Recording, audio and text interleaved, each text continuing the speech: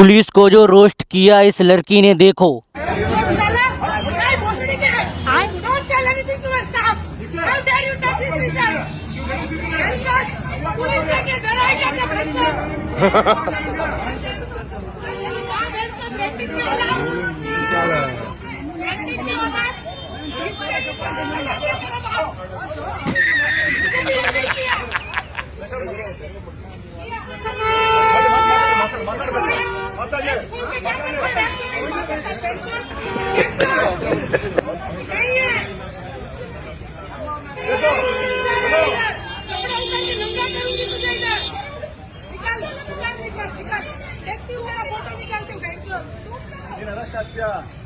ಮಾತಾಡೋದು ತಪ್ಪ ಹೇಳ್ತೀನಿ.